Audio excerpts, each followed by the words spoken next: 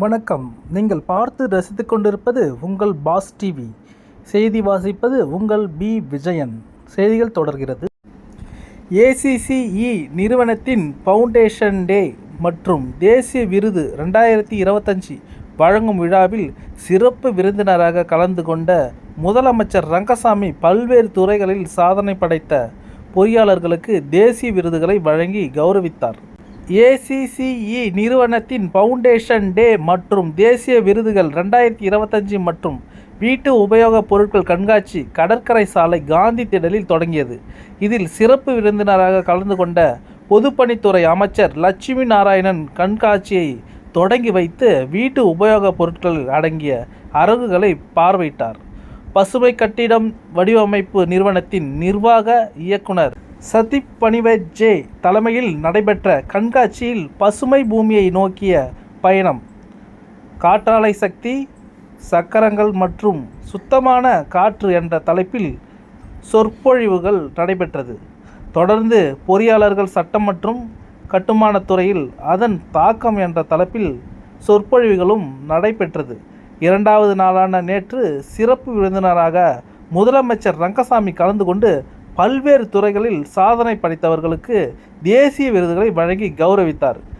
Civil பொறியாளர்கள் சங்கத்தை சேர்ந்த பொறுப்பாளர்கள் முருகன், விமல், சுந்தரராமன், சுரேஷ்குமார், சக்திவேல், ராஜேஷ்குமார், அசோக்குமார், அருள் பிரகாஷ், கனகராஜ், தனலட்சுமி ஆகியோருக்கு விருதுகள் வழங்கி கௌரவிக்கப்பட்டது.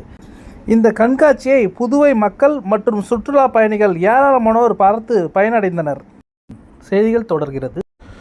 புதுச்சேரி பாஜக தலைவர் பதவிக்கு வேட்புமனு தாக்கல் நடைபெற்று வரும் நிலையில் VP ராமலிங்கத்தை தவிர வேறு யாரும் மனு தாக்கல் செய்யாததால் புதுச்சேரி மாநில பாஜக தலைவராக VP ராமலிங்கம் தேர்வு செய்யப்படுகிறார்.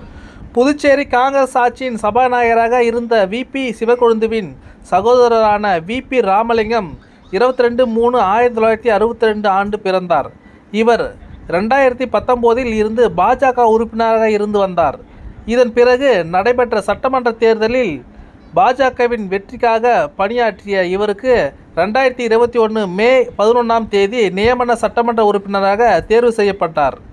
அதன் பிறகு கடந்த 4 ஆண்டுகளுக்கு மேலாக சட்டமன்ற உறுப்பினராக திறன்பட பணியாற்றிய அவர் கடந்த 27 தனது பதவியை ராஜினாமா செய்தார்.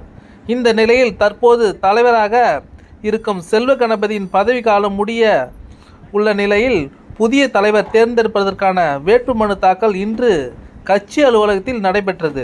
இதில் பாஜக தலைவர் செல்வ கணபதி முன்மொழிய பாஜக தலைவர் பதவிக்கு VP ராமலிங்கம் தேர்தல் நடத்தும் அதிகாரி அகிலனிடம் மனு தாக்கல் செய்தார்.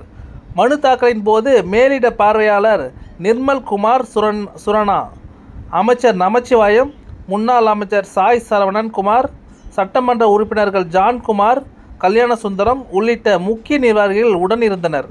இந்த நிலையில் பாஜக தேசிய செயற்குழு உறுப்பினர் பதவிக்கு தற்போதைய பாஜக தலைவர் செல்வ கணபதி மற்றும் உள்துறை அமைச்சர் நமச்சிவாயம் ஆகியோர் தேர்தல் நடத்தும் அதிகாரிகளிடம் தனித்தனியாக மனு அளித்தனர் என்பது குறிப்பிடத்தக்கது. தலைவர் பதவிக்கு வேட்புமனு தாக்கல் நடைபெற்று வரும் நிலையில் வேறு யாரும் தலைவர் பதவிக்கு போட்டியிட வேட்புமனு தாக்கல் செய்யாததால் VP ராமலிங்கம் புதுச்சேரி மாநில பாஜக தலைவராக ஒருமனதாக தேர்வு செய்யப்படுகிறார்.